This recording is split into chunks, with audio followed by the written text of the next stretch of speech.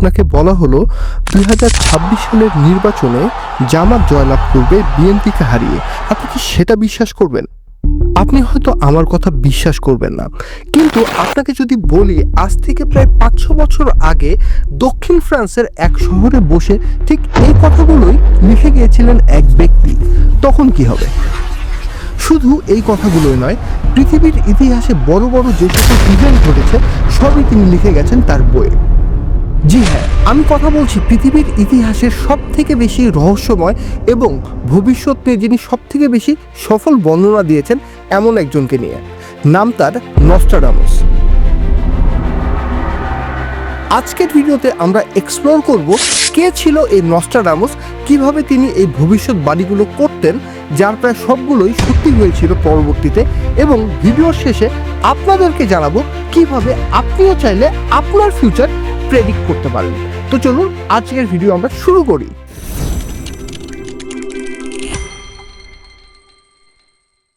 আমাদের আজকের গল্পের শুরুটা হয় 15 শতকে ফ্রান্সের এক নাম না জানা অন্ধকার গলিতে। ইউরোপে তখন প্লেগ মহামারীতে লক্ষ লক্ষ মানুষ মারা যাচ্ছে। আধুনিক মেডিকেল সায়েন্স তখনও আসেনি। সমাজ বা রাষ্ট্র ব্যবস্থা পরিচালিত হচ্ছে পুরোদমে চার্চের পোপের কথায়। পোপ উঠতে বসলে সবাই ওঠে, পোপ বসতে বললে সবাই বসে। ঠিক সেই সময়ে এক ইহুদি পরিবারে জন্ম নিলেন এক অদ্ভুত শিশু, নাম মিশেল দে নস্ট্রাদাম, যিনি বড় হয়ে পেশায় হলেন একজন ডাক্তার। যদিও তার ডাক্তার পরিচয়ের চেয়ে অন্য একটি পরিচয় তাকে ইতিহাসে অমর করে রেখেছে, এবং আজকের দিনেও আমরা তার নামটি মনে রেখেছি। বলা হয় এই নস্ট্রাদাম বা নস্ট্রাদামুস রাতের পর রাত একটি পিতলের বাটিতে রাখা পানির দিকে এক দৃষ্টিতে তাকিয়ে থাকতেন। এক সময় পানিতে ঘোলা হয়ে নাকি দেখা যেত ভবিষ্যতের নানা ঘটনাক্রম। শুরুর দিকে নস্ট্রাডামুস সেই পানিতে যা যা দেখতেন তা পুঙ্খানুপুঙ্খভাবে লিখে রাখতেন তার খাতায়। কিন্তু সেই যুগে চার্চের প্রতাপ এত স্ট্রং ছিল যে চার্চের বিরুদ্ধে কেউ যদি কোনো কথা বলতো তাহলে তাকে একটাই শাস্তি দেওয়া হতো, জ্যান্ত পুড়িয়ে মারা। তাই আমাদের এই নস্ট্রাডামুস এক বিশেষ কোড বা সাংকেতিক ভাষায় তার ভবিষ্যৎবাণী লিখতে শুরু করলেন, যাকে আমরা বলতে পারি 4 লাইনের কবিতা, বা যাকে ইংরেজিতে বলে কোয়াট্রেইন। জীবিত থাকতে নস্ট্রাডামুস মোট কবিতা লেখেন 942টি, যাকে বলা যায় মানব সভ্যতার আগামী কয়েক হাজার বছরের এক গোপন ভবিষ্যতের ব্লুপ্রিন্ট। এতক্ষণে আপনারা হয়তো অনেকে ভাবছেন আমি যা যা এখন পর্যন্ত বলেছি তা সবই আসলে বানানো। চলুন তাহলে সরাসরি কিছু প্রমাণ দেখা যাক। এখন আমি আপনাদেরকে নস্ট্রাডামুসের ভবিষ্যৎবাণীর এমন কিছু প্রমাণ দেখাবো যা আপনার যুক্তিবুদ্ধিকে কয়েক মুহূর্তের জন্য হলেও থামিয়ে দেবে। প্রথম প্রমাণ, লন্ডনের মহাদাহ বা the great fire in London. Nostradamus তার বইতে লিখেছেন, লন্ডনের রক্ত ঝরবে 66র আগুনে, প্রাচীন মহিলা বরণ করবে মহাপতন, যাবে তার উচ্চাসন। আমি লাইন 4টি আবারও বলছি, মনোযোগ দিয়ে শুনবেন কিন্তু।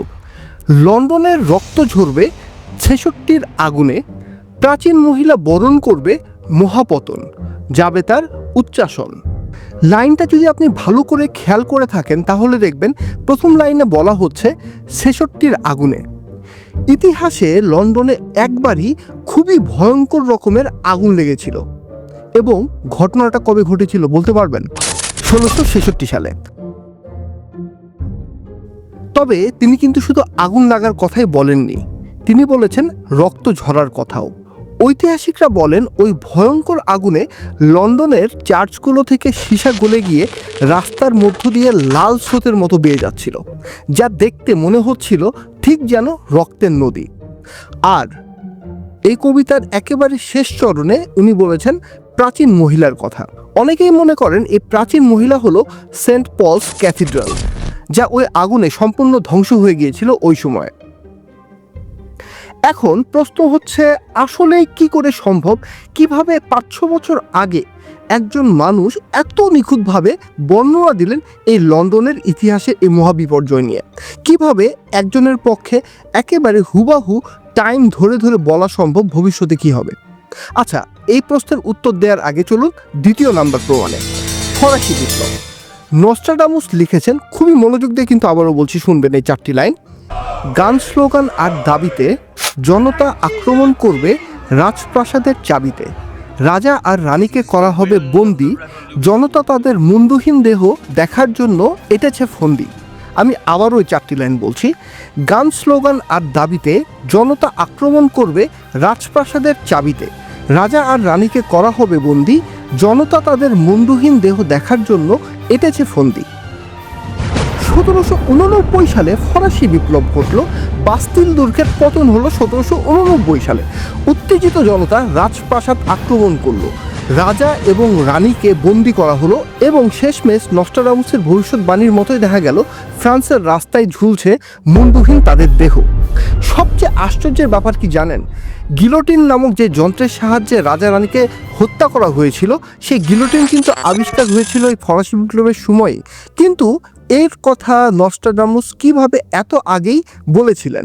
কিভাবে তিনি প্রেডিক্ট করলেন রাজা রানীর মৃত্যু শুধু নয়, কিভাবে তাদের মৃত্যু হবে সেই যন্ত্রটির কথাও? আমার তৃতীয় এবং আমার মতে সব থেকে ভয়ঙ্কর একটি প্রমাণ, অ্যাডলফ হিটলার। নস্ট্রাডামুস লিখছেন, পশ্চিম ইউরোপের এক দরিদ্র পরিবারে জন্ম নেবে এক শিশু, যে তার কথার জাদুতে লক্ষ লক্ষ মানুষকে এক করবে, যে আনবে ভয়ঙ্কর যুদ্ধ, তার নাম হবে হিটলার। আমি লাইনগুলো আপনাদের সুবিধার্থে বা কেয়ারফুলি শোনার জন্য আরেকবারও বলছি। পশ্চিম ইউরোপের এক দরিদ্র পরিবারে জন্ম নেবে এক শিশু, যে তার কথার জাদুতে লক্ষ লক্ষ মানুষকে এক করবে, যে আনবে ভয়ঙ্কর যুদ্ধ, তার নাম হবে হিটলার। নামটা আপনারা ভালো করে শুনুন, হিটলার। আমরা যদি একটু কেয়ারফুলি বুঝি বা শুনি, হিটলার আর হিটলার কিন্তু খুব আলাদা সাউন্ড করে না। হিটলার এবং হিটলার অলমোস্ট সিমিলার সাউন্ডই করে, রাইট? তিনি তার এই কবিতায় আরও বলেছেন, দরিদ্র পরিবার। আমরা মোটামুটি সবাই জানি হিটলারের শৈশব কেমন ছিল। তিনি তার এই কবিতায় আরও যেটা বলেছেন, সব থেকে ইম্পর্টেন্ট লাইন আমার কাছে যেটা মনে হয়, যে কথার জাদুতে লক্ষ লক্ষ মানুষকে এক করে ফেলবেন। হিটলারের বক্তৃতার যেই একবারে সম্মোহিত একটা ক্ষমতা ছিল, যা তার যে বাহিনী ছিল তাদেরকে এক করে ফেলতো, লাখ লাখ জনতা, তাদের দেশে যে নাগরিক ছিল তাদেরকে এক করে যে ফেলতো, এই ঘটনা কিন্তু আমরা জানি। তারা এক হিটলারের কথায় উঠত এবং বসতো। তবে সবথেকে আশ্চর্যের ব্যাপার কি জানেন? ইভেন এই নস্ট্রাডামুস কিন্তু শুধু হিটলারের উত্থানের কথাই বলেননি, তিনি দ্বিতীয় বিশ্বযুদ্ধের বীভৎসতা, গ্যাস চেম্বার, লক্ষ লক্ষ মানুষের কথাও তার অন্য কবিতাগুলোতে ইশারায় বলে গেছেন। তবে আপনারা যদি ভাবেন নস্ট্রাডামুসের ক্ষমতা শুধু ইউরোপেই সীমাবদ্ধ ছিল, তবে আপনারা ভুল। কারণ তিনি একবিংশ শতাব্দীর সবচেয়ে ভয়ঙ্কর, সবচেয়ে মর্মান্তিক দিনটির কথাও লিখে গেছেন তার বইয়ে। জি হ্যাঁ, আমি কথা বলছি 11ই সেপ্টেম্বর 2001 সালের কথা, যাকে আমরা সবাই 9/11 নামে জানি। নস্ট্রাডামুস তার এক কবিতায় লিখছেন, আকাশে উড়বে দুটি যান্ত্রিক পাখি, তারা আঘাত হানবে নতুন শহরের দুটি বিশাল স্তম্ভে, বিশ্বের দুই ভাই ধ্বংস হবে এবং এক মহাযুদ্ধের শুরু হবে। আমি আবারও এই লাইন 4টে আপনাদেরকে পড়ে শোনাচ্ছি। আকাশে উড়বে দুটি যান্ত্রিক পাখি, তারা আঘাত হানবে নতুন শহরের দুটি বিশাল স্তম্ভে, বিশ্বের দুই ভাই ধ্বংস হবে এবং এক মহাযুদ্ধের শুরু হবে। নতুন শহর অর্থাৎ নিউ সিটি, কিংবা আমরা বলতে পারি নিউ ইয়র্ক সিটি। দুটি লোহার পাখি বলতে এখানে মিন করা হয়েছে মূলত দুটো এয়ারপ্লেনকে, এবং দুটি বিশাল স্তম্ভ বলতে বোঝানো হয়েছে ওয়ার্ল্ড ট্রেড সেন্টার, বা যাকে আমরা টুইন টাওয়ার বলি। কি বিশ্বাস করা যাচ্ছে না, তাই তো? কিন্তু আমি যদি আপনাকে বলি শুধু 9/11-এর ঘটনায় না, এই নস্ট্রাডামুস আরও বলেছেন টুইন টাওয়ার ধ্বংসের পর এক মহাযুদ্ধ শুরু হবে। আমরা কিন্তু সত্যি দেখেছি 9/11-এর পরপরই মার্কিন বুশ প্রশাসন কিভাবে ওয়ার অন টেরর বা সন্ত্রাসীর বিরুদ্ধে যুদ্ধের নামে গোটা পৃথিবীতে যুদ্ধময় একটা পরিবেশ সৃষ্টি করে ফেলেছিলেন। সেই সময় শুরুটা করেছিলেন আফগানিস্তানে অ্যাটাকের মাধ্যমে। এতগুলো প্রমাণ দেখার পরেও আপনি কিভাবে বলবেন যে এই লোকটা ভবিষ্যৎ দেখতে আসলে পেত না? আমার তো মনে হয় নস্ট্রাডামুস সবই জানতেন। তিনি আমাদের ভূত ভবিষ্যৎ সবই দেখতে পারতেন তার সেই পিতলের বাটিতে। কিন্তু আসল ভয়টা কিন্তু তার জানা না জানাতে নয়, আসল ভয়টা হলো তিনি আমাদের ভবিষ্যৎ নিয়ে এমন এক ভয়ঙ্কর কিছু বলে গেছেন, যা যদি সত্যি হয় কখনো, তাহলে আমাদের সভ্যতার যে অস্তিত্ব সেটা নিয়ে আসলে টানাটানি পড়ে যাবে। তিনি বলেছেন, একবিংশ শতাব্দীতে পূর্বের এক দেশ থেকে উঠবে এক নতুন শক্তি, 7 মাস ধরে চলবে এক ভয়ঙ্কর পারমাণবিক যুদ্ধ, যা পৃথিবীর জলবায়ুকে সম্পূর্ণ বদলে দিবে। আকাশ থেকে আগুন ঝরবে, মানুষ খাবে গাছের শিকড়। এছাড়াও তিনি বলেছেন নতুন এক প্লেগের কথা, যা মানব সভ্যতাকে প্রায় শেষ করে দিবে।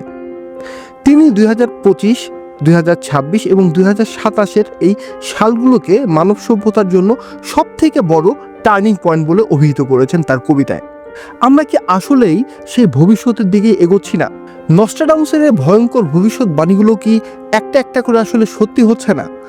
আজকের ভিডিও শুরু থেকে এখন পর্যন্ত আমরা যা যা দেখলাম, তাতে তো মনে হচ্ছে যদি নস্ট্রাডামুস বলে গিয়ে থাকেন, তাহলে আদতে আমাদের আসলে আর কিছুই করার নেই। সবই আসলে পূর্ব নির্ধারিত, ডেস্টিনি আমরা বলতে পারি। তবে আমি এতক্ষণ আপনাদেরকে যা যা বললাম, এসব কথার মাঝে কিন্তু একটা ফাঁক আছে।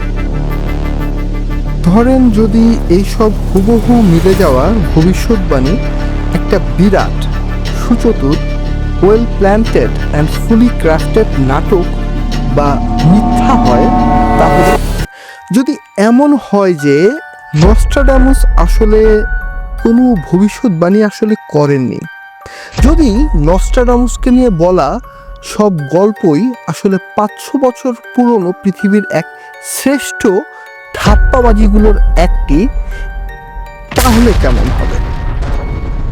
এই প্রশ্নের উত্তর নিয়ে আলাপ হবে নস্ট্রাডামুস সিরিজের দ্বিতীয় পর্বে। আজ এ পর্যন্তই। ভিডিওটি যদি আপনার ভালো লেগে থাকে অবশ্যই লাইক এবং শেয়ার করবেন, এবং আমি আপনাদের সবাইকে আমন্ত্রণ জানাবো আমার এই সিরিজের দ্বিতীয় পর্ব দেখার জন্য, কারণ ওই পর্বেই খোলাসা হবে এই নস্ট্রাডামুস আসলে সত্যি ছিলেন, সত্য সত্য তিনি ভবিষ্যৎবাণী করতে পারতেন, নাকি আসলে যেটা বললাম সমস্ত কিছুই আসলে নাটক, ধাপ্পাবাজি। ভালো থাকবেন সবাই।